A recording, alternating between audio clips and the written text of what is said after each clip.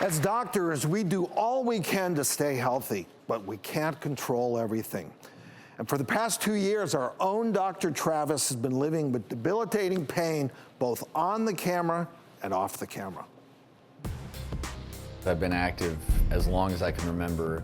A year ago, I started to notice back spasms and neck spasms, and I had a big trip to Europe planned to ride through the Alps, and I rode, and I got in great shape, but I was wrecking my back. The second week of season 8, I woke up in the middle of the night and my arm was numb. I would go lay down during briefings, massage all day long with rollers. I was doing acupuncture, chiropractic, massage, and rehab exercises 3 times a week. Sitting? No. I couldn't fly on a plane, and that's when I knew something wasn't right. Dr. Melamed was on the show, and I just said, look, I don't want to be an alarmist, but my arm has been numb. I said, Travis, don't be stupid. You need to get an MRI. Just ignoring this isn't going to heal it. It's all black in here. There was impingement on my right C7 nerve root, and that's the nerve that, of course, right where I was feeling all the numbness. And then there's a little fragment that basically looks like it pushed out. And that explains the tricep weakness. We can do a microsurgery, clean out that area, in and out. Like, it takes about an hour to do it. Not necessarily what I wanted to hear today. Hopefully conservative treatments worked. If not, I'll be going under the knife. It's nice having you on as a guest. Well, thank you, sir.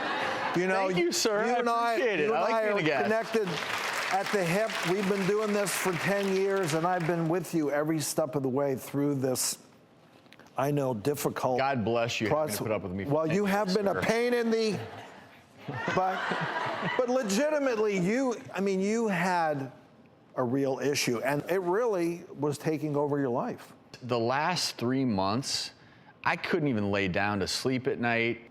I couldn't get through a day hosting the show without being in pain, and that's what made me realize earlier this season when we started taping, I just couldn't do it anymore because I was at the point where I call it my dagger.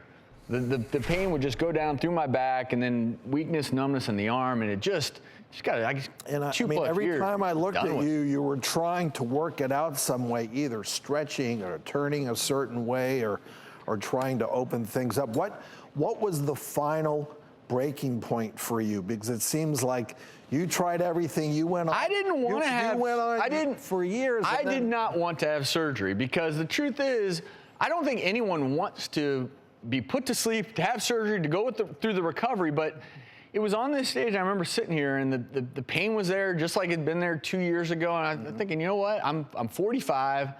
I don't want to live like this anymore. And so when I made that decision, there was no turning back. I guess it was pretty easy because Dr. Melamed has become such a close colleague and friend of ours. We know the kind of work he did.